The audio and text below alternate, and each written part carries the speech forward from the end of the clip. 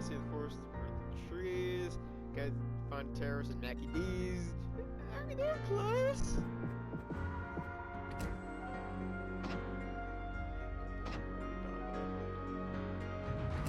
Should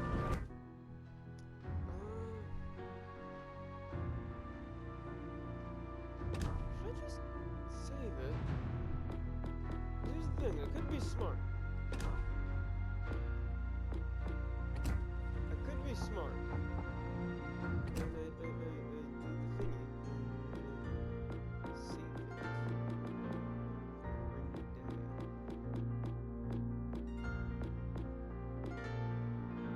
Okay, here's the. Okay, so I'm gonna do a quick bit of back behind the curtain here. And a lot of footage. I've mentioned this before as well. I think about it, but some people don't know.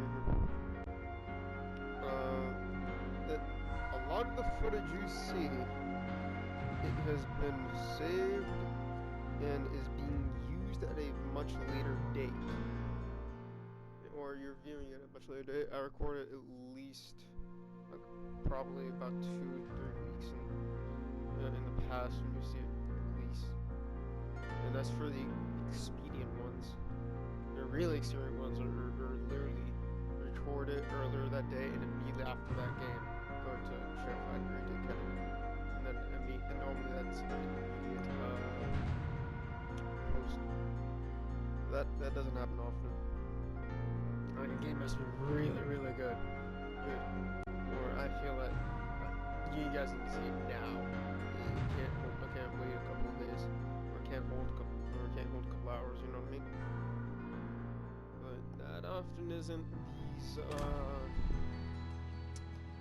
getting the bigger ship, getting the legendary ships here. So the last one I did was for Shimakaze. I don't do it for like the Star Spangled Fleet or the birthday ones.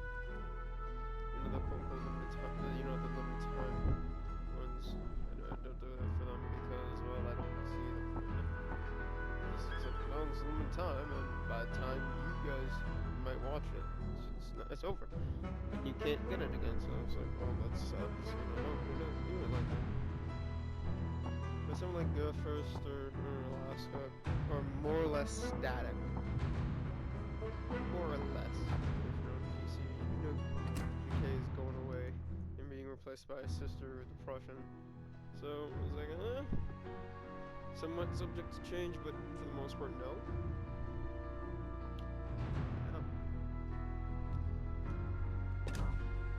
Another bit of admin is I normally like to guess. I normally like to guess, apart from changing my settings. Just means that music disappears. So that everything goes well. And I can have it be seamless without having to try to... Because it takes me quite a few attempts, normally, for one segment to another. In all honesty, it takes me about an hour and a half to get everything here. If I was to honestly take my time and slowly do it all right, but it doesn't. What it does do, but I can do it under an hour for the simple fact of I know what I'm doing. And when I say an hour and a half, I guess it's the full time of just this admin part here and editing that admin part in. And there's a game plan that I normally try to have as a success. I also have to turn on my announcer voice, which just means I need to remember cadence and tone and such. Something else is that we here like to use both imperial and the standard metric. So I'm looking around just to double check, because what I have on this paper here, actually in front of me right now, is for the Shimakaze, because that's the last time I used this paper.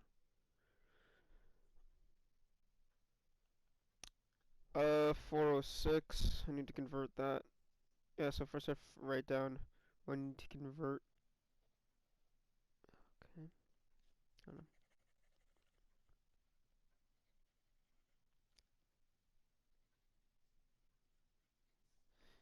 Okay. Oh no, don't tell me. Yeah.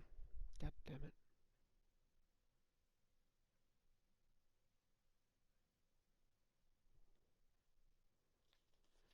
Yeah, fucking.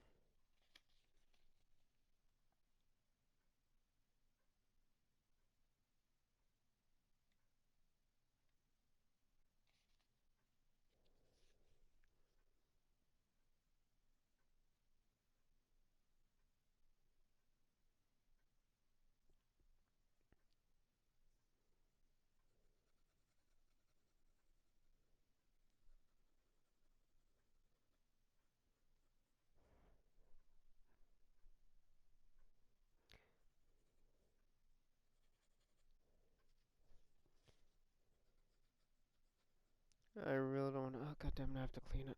Fine. I like using my fountain pen for this.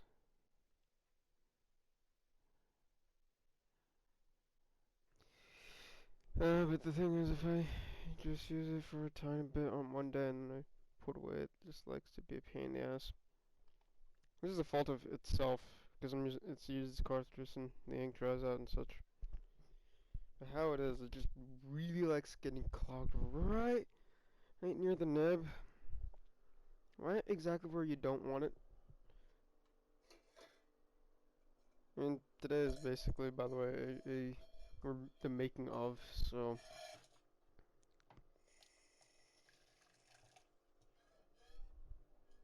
it's kind of like giving you guys a bit more play-by-play. And some helpful tips I can give to anyone who wants to try this out as a hobby, or if you want to just write with fountain pen.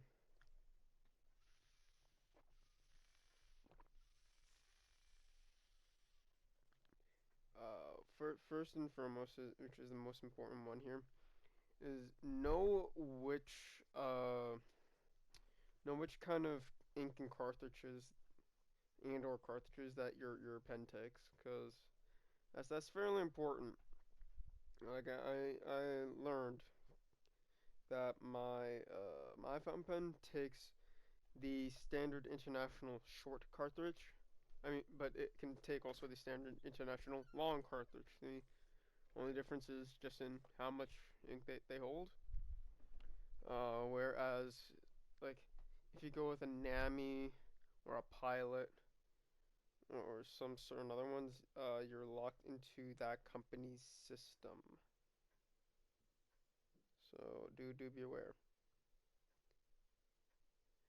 And this is something I haven't tried yet, but I will be doing. Is you can actually reload basically a cartridge, a quote unquote single use cartridge,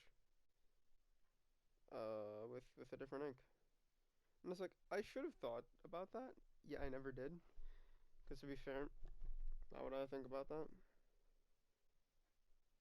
Does it make sense to me? But yeah, no. If say an ink that you want to use doesn't come in a certain color, you just clean out the save the empty cartridge, and yeah, no, clean it out, and then you can inject ink into it.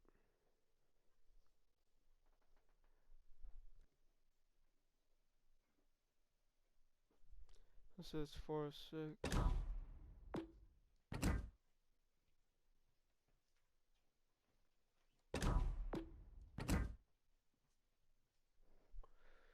Uh, 1500 horsepower. I could convert that, but then again, horsepower is fairly universal, and to be honest, even the military uses horsepower, so I think I'm gonna leave that. For the people like Jules, I'm sorry, I'm not helping you out there.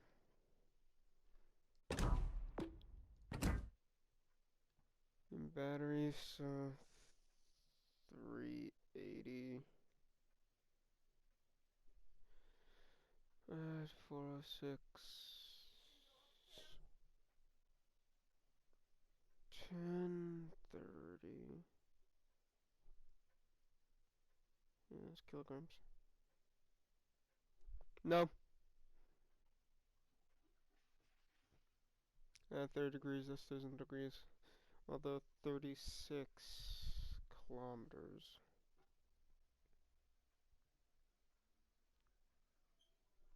Does change.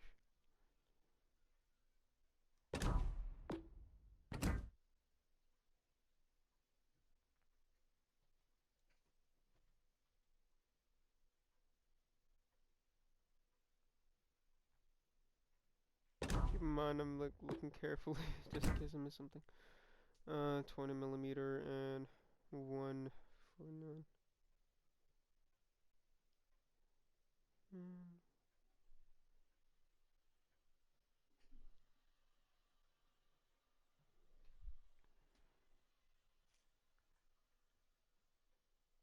And I just tried to go the wrong thing. That's nice. That's very helpful. Surprisingly, there's actually not a measurement on the armor, which is kind of crazy to me.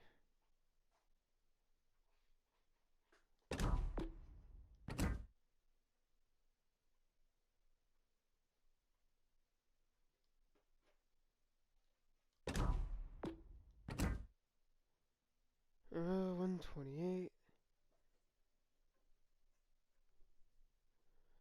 28 millimeter. And 55.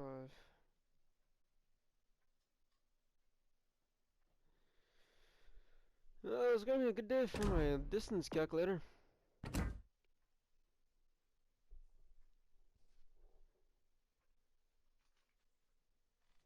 Didn't I have 420 already converted somewhere? No, damn, I wish I did.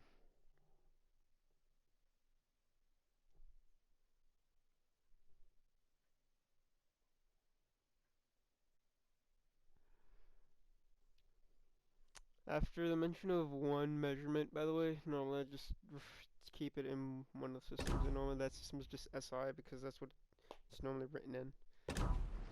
Uh, let's go to something like Alaska. I think this is written in millimeters still as well, but there's a little bit more. There's a little bit more. Oh, no, cal. Okay, that's what it was. Some of your American stuff you read something like this. And here's the thing: is like, do I want to change how do I want to like convert stuff like 15 rounds per minute to oh actually no, it's in rounds per minute now. Sorry, because some of these things fire off like rounds per second. So it's like I don't want to convert that up or do I want to leave it? And it's like no, most of the time I want to leave it, and I should, and I do. So, final pass through on the go first, just to make sure that I'm not an idiot. There's just dates and then one actual measurement of millimeters. Same measurement of millimeters.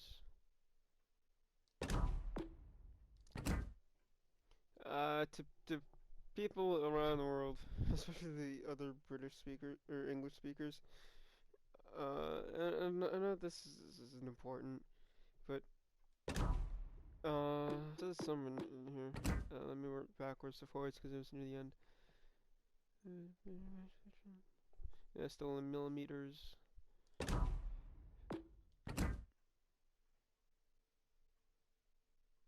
I catch up in 28? Yes, I did.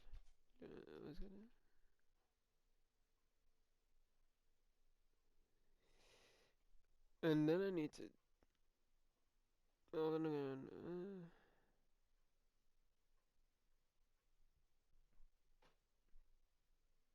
Garrett. Garrett. Garrett. Garrett. And we'll figure out how I feel when pronouncing it later. So I piss off some German speakers. And then again, that is slowly becoming my second language. And is your first. I mean, in respect, just understand I'm not going to try to make everyone happy. I know it's supposed to be Hamburg, but I'm gonna be pronouncing it Hamburg.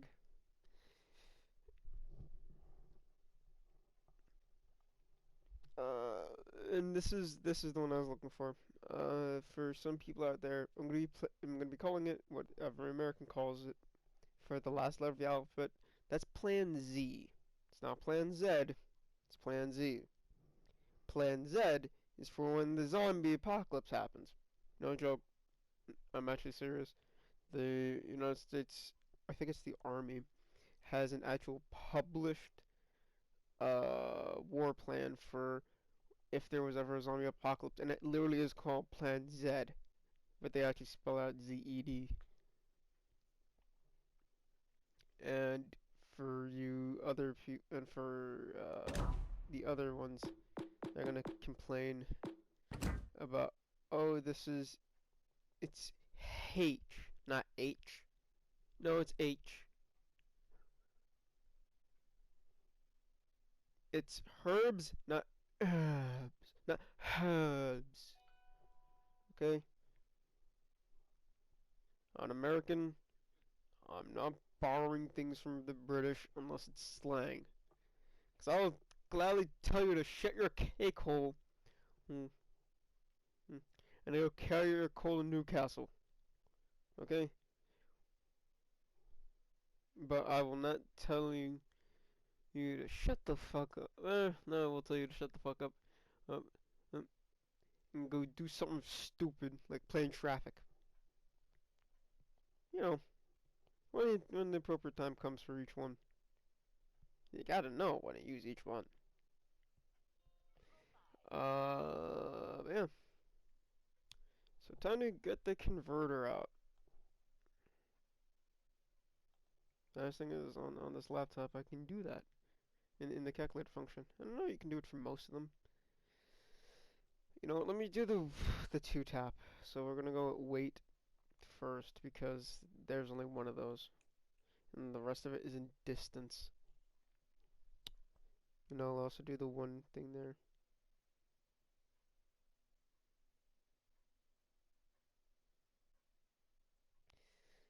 So the weight was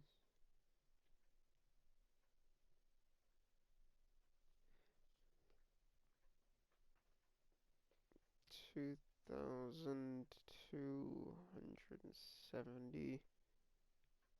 Yeah, 71, let's round it. Pounds. Because it's 2270.761. Screw it, I'm rounding up.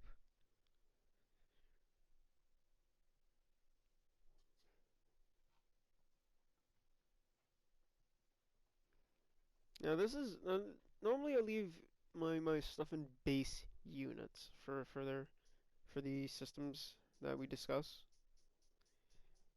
Uh, I talk in terms of inches and feet and yards, and centimeters, millimeters, and meters.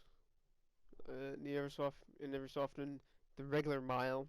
Often things are put in nautical miles, which I convert to regular miles, and into kilometers. Because to be fair, both of you guys need accommodation on that one. But for stuff like weight, it's not. This is not where I go. Okay, I leave it in terms of whatchamacallit. Because technically, I could convert twice here. I could call this uh 1.03 uh long tons and then 1.01 imperial tons. For those of you who don't know, tons, because of the two different standards, but both systems use the word ton. The tons are different. So a short ton is an American or imperial measurement, which is 2,000 pounds. which is something in metric I don't know off the top of my head. That's 907 kilos. But then you have the long ton to us, which is just 1,000 kilograms, or 2,205 pounds. There's also a difference between the UK ton and the... Oh, that's fun! Oh, that's fun! Hold on, wait a minute. No, it's not! What the hell?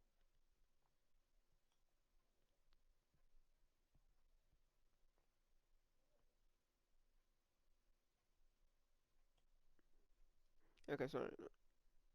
Okay, so one long ton in the UK is 2,240. Okay, that is... I guess the UK is weirder. And then again, they gave us these units, so I guess they can still have their very unique one, but for us here in the United States, it's 2,200 square. It's flat.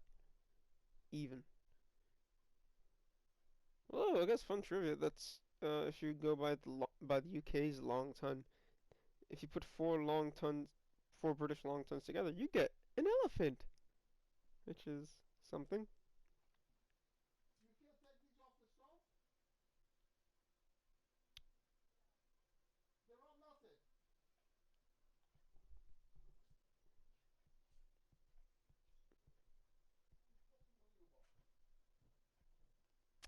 So, anyways, let's go to distance now. I was checking as well. Let's see things.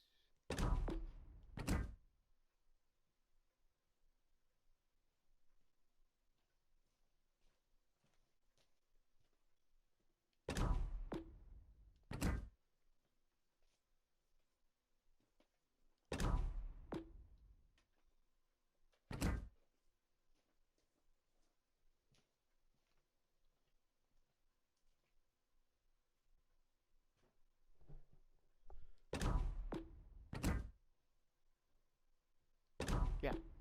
Okay. Cool. Yeah, no, we're good. We're good. Always do your D checks before you ever do anything important.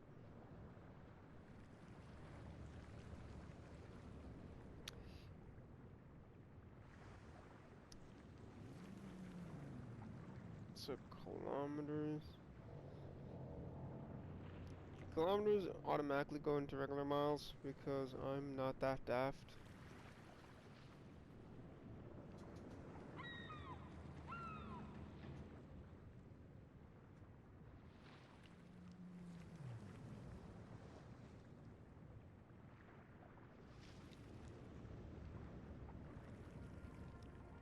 And now gets the easy one. So this time this just goes into inches.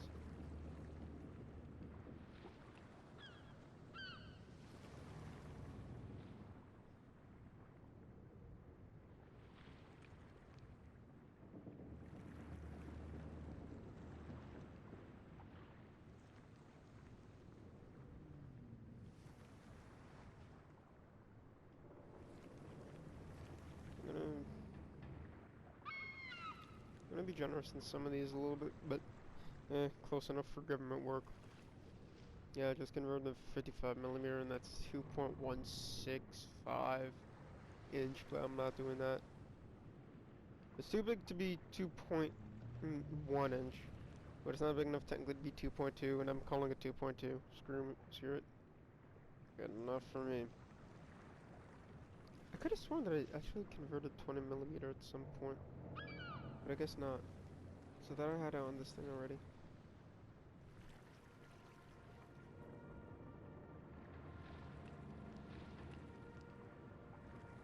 And that's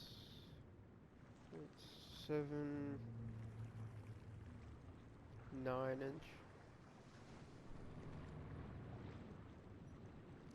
And I knew it was gonna be somewhere around there, ballparking it.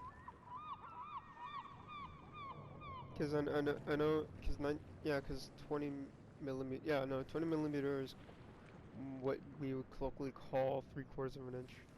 1920 millimeters, colloquially a quarter of an inch, but it's technically more than that. It's more like 4/5 of an inch, but no one's gonna say 4/5 of an inch because no one buys anything in that size. 380 though. No. Okay, so that one is. And I'm actually gonna. Yeah, no, that's 15 inch. Wait, no, wait, no, doesn't 15 actually cleanly go in? Yeah, 381. Okay, so that's 14.9. Yeah.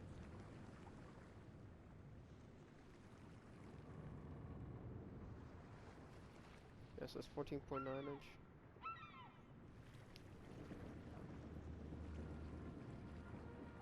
The difference of a single millimeter.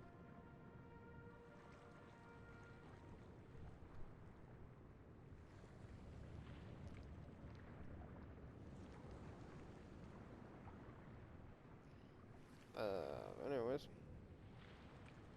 406 is just a double check. Oh wait, no. Yes, yeah. So I can call either one 16 inch. Cool beans. To be fair, I know the Colorado does have 16s, so that's nice. If the Colorado says, then it's fair.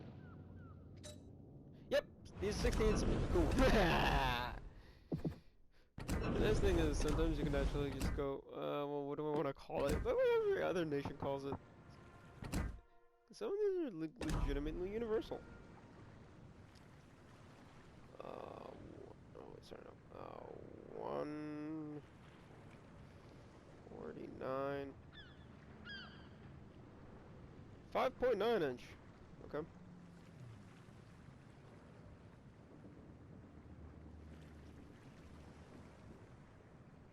128 is 5 inch. Wait, no. Because the Atlantas are 5 inches. Is the Atlanta in here or no? Damn it! No, I gotta go. I don't want to do that. I think. But I know that there's also American that had 5-inch guns. I remember what the stores had it, right?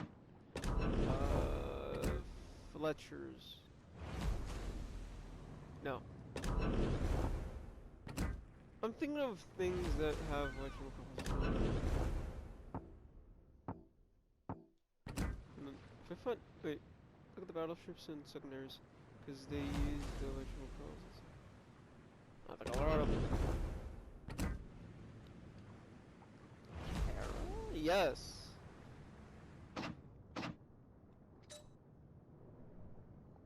Okay, yeah, so again, this is one of those where you can say leeway here. Mark 32s, those are the American definition of 5 inch, but we're gonna go with a 5 inch here as well.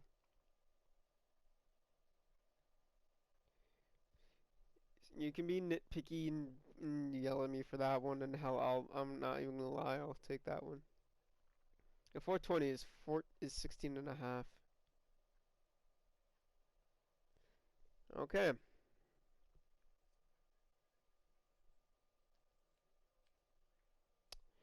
So let's see if I can get this done complete in under. I'm gonna say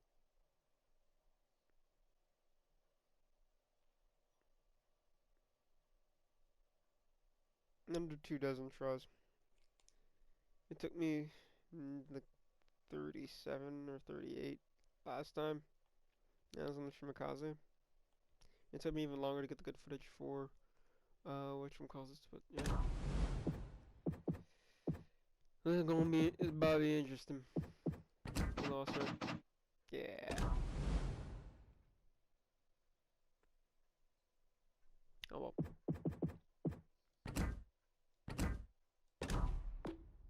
Ah, dude. This Shaving a haircut.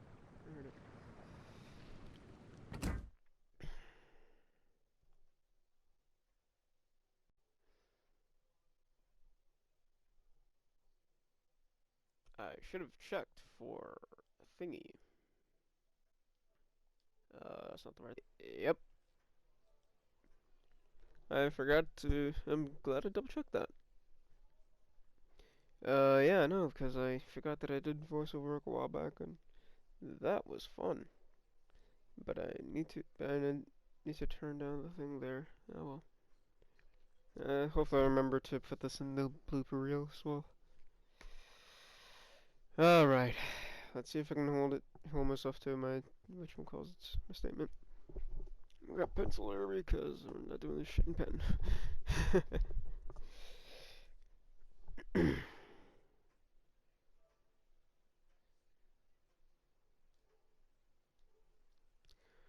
Große Kurfürst. The H-class was a series of battleships designed for the Kriegsmarine, intended to fulfill the requirements of Plan Z in the late 1930s and early 1940s. Geopolitical conditions. In the second half of the 1930s, the geopolitical situation quickly deteriorated. The whole system of international agreements that restricted naval construction was collapsing. After Japan refused to sign the London Naval Treaty in April 1937, the United States claimed that the North Carolina class that I feel like that should be that they were building. Now think about it. And I don't know why.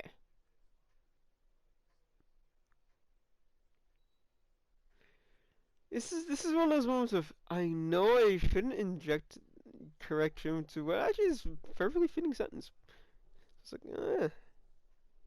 fight inner thing there, I guess. So here's the first one. Geopolitical conditions. In the second half of the 1930s, the geopolitical situation quickly deteriorated. The whole system of international agreements that restricted the naval construction was collapsing. Why did that feel wrong?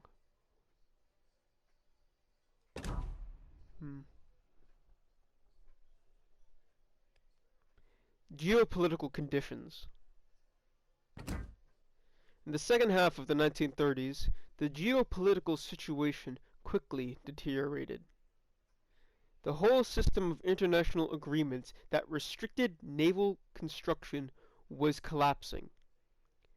After Japan refused to sign the London Naval Treaty in April 1937, the United States claimed that the North Carolina-class battleships they were building would be armed with 406mm or 16-inch guns. The High Command of the Kriegsmarine gave an order to design new battleships for the German Navy that would be significantly more powerful compared to their Bismarck-class predecessors. Design requirements. During 1937, the main armaments for the new battleships were developed. One of the key issues was to determine what the main battery was going to be like. Fleet representatives considered for fuck's sake.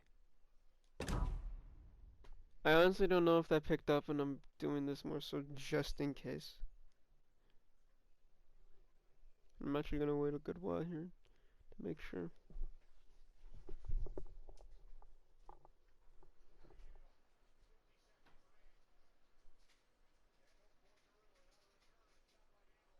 Okay, I know you guys can't hear that, but I'm still yeah. Oh. Oh, god damn it. Okay, we'll cross that bridge when we get there.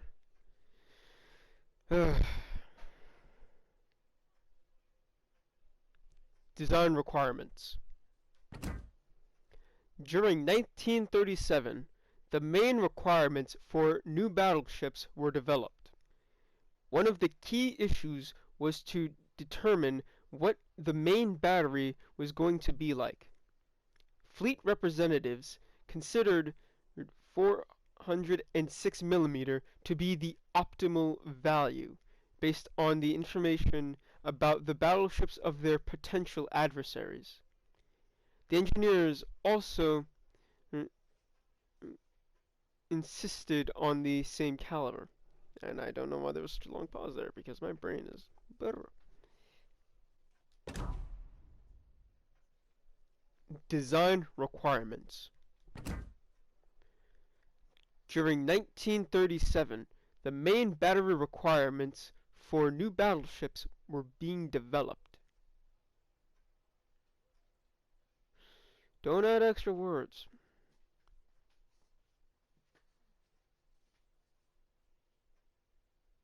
During 1937, the main battery requirements for new battleships were developed.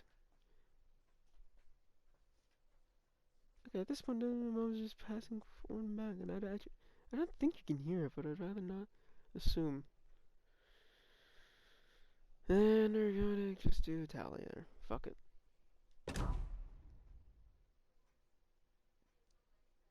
You know what? Actually, put this as a blooper. Yeah. Design requirements. During 1937, the main requirements for the new battleships were developed.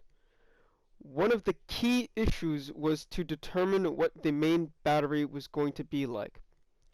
Fleet representatives considered the 406 mm gun to be the optimal value based on the information about the battleships of their I was about to say possible when I mean to say potential, and I have fixed that.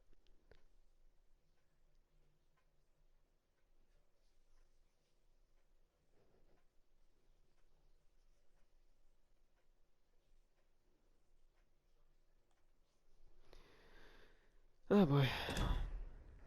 People trying to talk to me right now. Design requirements. During 1937, the main armaments for new battleships. Main armaments, main requirements. Whoops.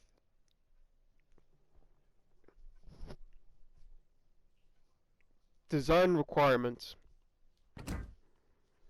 During 1937, the main requirements for new battleships were developed.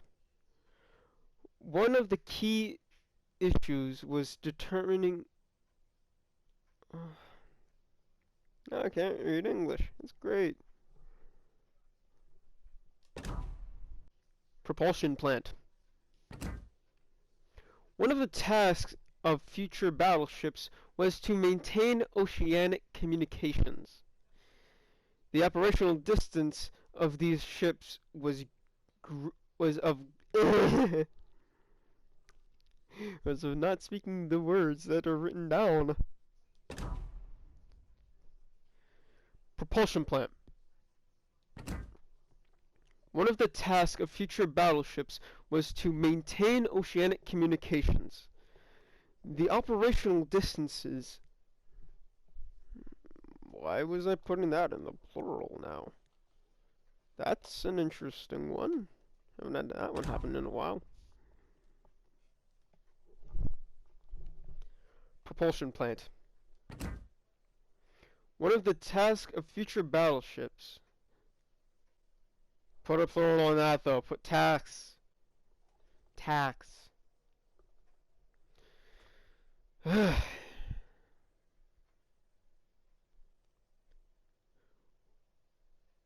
One of the tasks of future battleships was to maintain oceanic communications.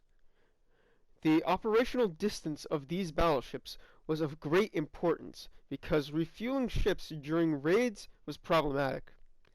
The main operational range without refueling was ensured by diesel propulsion systems, which Germany was exceptionally good at making. Having analyzed the cruiser... Oh shit, I looked at the wrong one! Having analyzed the cruisers, and that actually makes sense. Okay, that happened. Whoops. Ship layout. In search for the optimal ship layout, the most important thing was the artillery arrangement. Placing the main battery in triple turrets was gaining more and more supporters. Installing quad turrets looked very promising, as this allowed for reduced weight in space, but eventually German constructors made their choice in favor of twin turrets grouped at the ends. I feel like I missed something. No, I didn't. So why does it feel like I am? What? I was like, it says, eventually German constructors made their choice in favor of turrets grouped at the ends.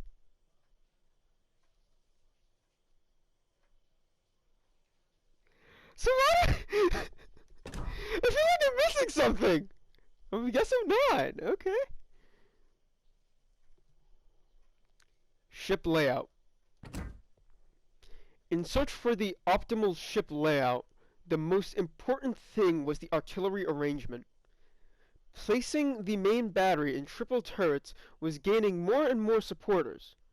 Installing quad turrets looked very promising, as this allowed for reduced weight and space. But eventually, German constructors made their choice in favor of twin turrets grouped at the ends, as per the linearly elevated scheme. This scheme was developed during World War I and, according to fleet specialists, had undetainable advantage. Oh, that's undeniable. Oh, I really spoke good Englishes there. Jesus. Main battery. In 1934, Krupp developed the 380 millimeter or 14.9 inch. Oh shit! No, I can't do that. Okay.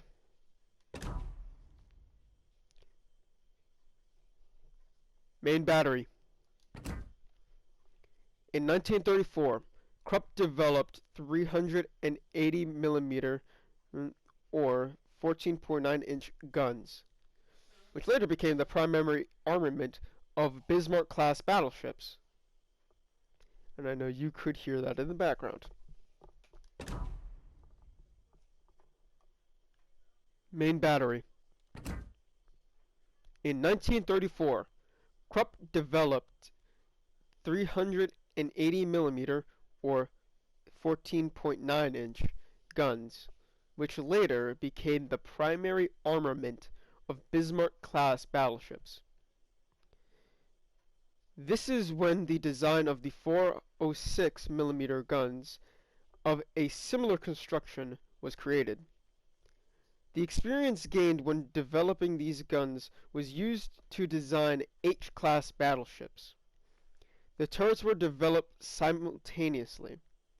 The firing range, with a maximum turret elevation of 30 degrees and a shell weight of 1,030 kilograms or 2,271 pounds, was more than 36 kilometers or 22.4 miles. Yet, by 1930... Ah, damn it! I was about to say 1932! Okay. And it should be 406, 380. And stop reading them as individual numbers. Actually, no, 406 are like 406 millimeter guns. No, 406. Okay, that's what we're doing. Main battery. In 1934, Krupp developed 380 millimeter or 14.9 inch guns, which were which were no ship-based aircraft.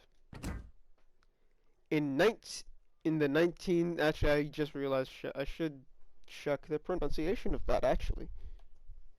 I actually haven't. I should have thought about that. Now think about it before I did. A D. Wait, sorry. A R A D O.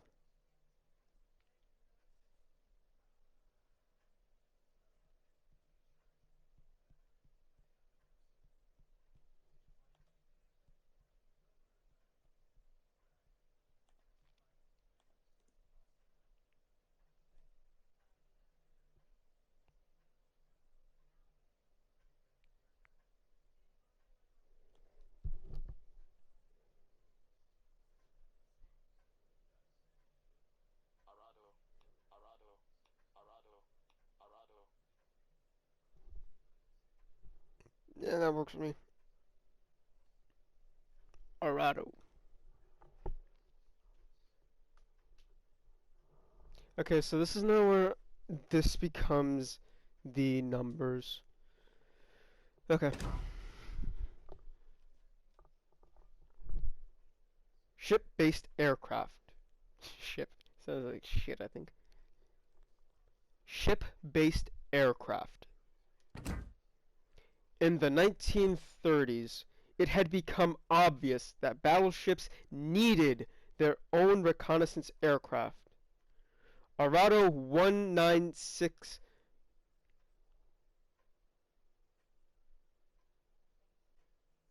See, here's not the question. Do it? No, because you have an S down there, so it would be Arado 196s.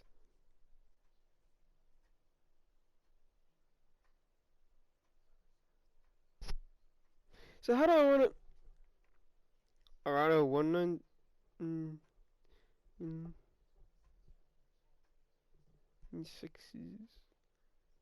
Yeah, no, because they're not changed the thing to were.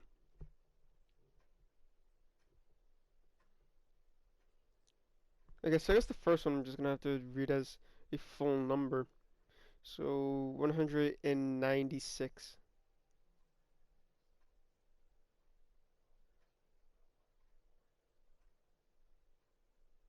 Well, I could just do model one. Yeah, I think I'm gonna do that. Model 196. Yeah, that makes more sense. Secondary armament. Apart from the primary armament, the artillery designs of future battleships included a wide range of artillery systems, starting from 20 millimeter or .79 inch AA automatic guns. H-class battleships inherited a distinctive. I don't like how I put that there. And I don't know. Yeah, no, full word there. Secondary armament.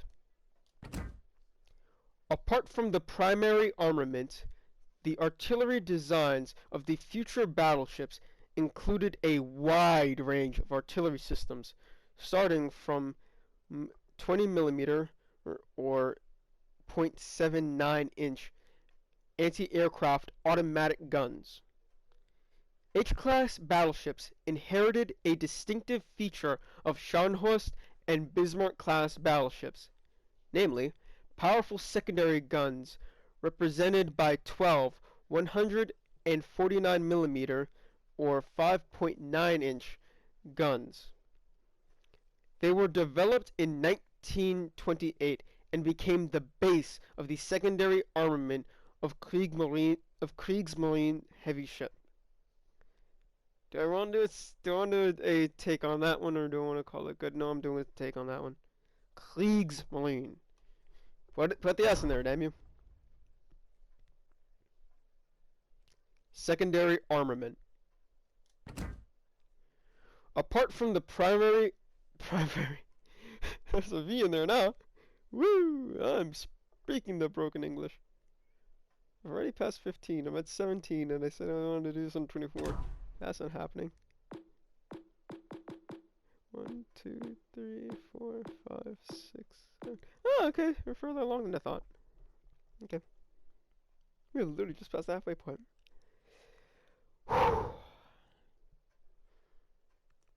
Second, laying down the ship.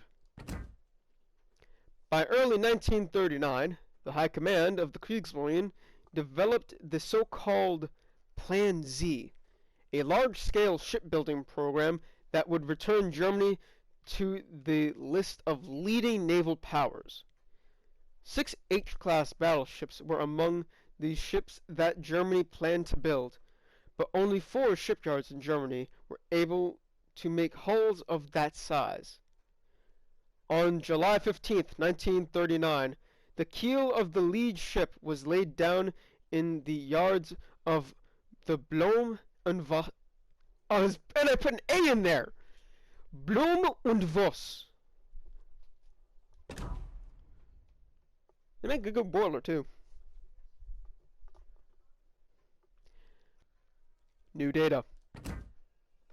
The construction of H-class battleships was delayed by the outbreak of World War II. No shit, Sherlock! Goddamn, wouldn't have guessed it! Huh, a World War really hampers when you're building in your home country! God damn, man, no shit. Where did you get this information? Next up, water! Surprisingly, the Germans discover, is wet. I'm taking a fucking run on that one because I just had to get that out of my system real quick. Prospective armament. As the war continued, the science of engineering continued to move forward. The size and speed of aircraft continued to increase, which required more powerful automatic guns to oppose them. Installing secondary guns on battleships seemed to be a waste of space and weight. These ships needed to be more powerful anti-aircraft. Yes, speak the greatest Englishes. Prospective armament. As the war continued, the science of engineering continued to move forward. The size and speed of aircraft continued to increase, which required more powerful automatic guns to oppose them. Installing secondary guns on battleships seemed like a waste of space and weight. These ships needed more powerful weaponry that could serve both as anti-aircraft guns and a secondary. That's where it is. That's why. Prospective armament. As the war continued, the science of engineering continued to move forward. The size and speed of aircraft continued to increase, which required more powerful automatic guns to oppose them. Installing secondary guns on battleships seemed to be a waste of space and weight. These ships needed more powerful weaponry that could serve as both an anti-aircraft gun and a secondary gun. In response to such requests, in the early 1940s, a 128mm or 5-inch dual-purpose KM-41 gun and a 55mm or 2.2-inch automatic gun. Oh no, that's the one that the Garrett that I was gonna figure out. Garrett. That's umlauted A, which is more like an E.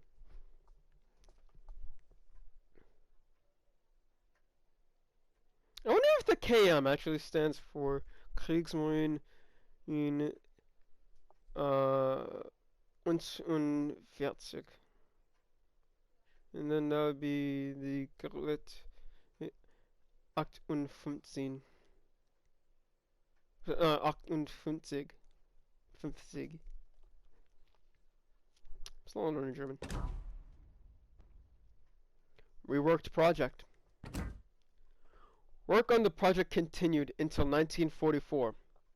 Based on the experience gained in wars at sea, anti-torpedo protection and horizontal armor were significantly improved, which increased the ship's displacement. To preserve the speed characteristics, her diesel engines could be replaced with more powerful and compact ones. In order to improve artillery, it was decided to bore gun barrels of 406mm guns up to 420mm or 50. I was about to say 15 there. I'm actually double checking something right now because I'm reading it and I'm thinking something's wrong in the numbers here. In order to improve artillery, it was decided to bore gun barrels of 6. Yeah.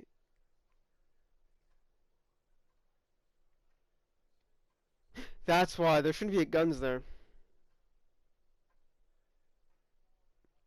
Okay, so just delete the guns. Okay, cool. Rework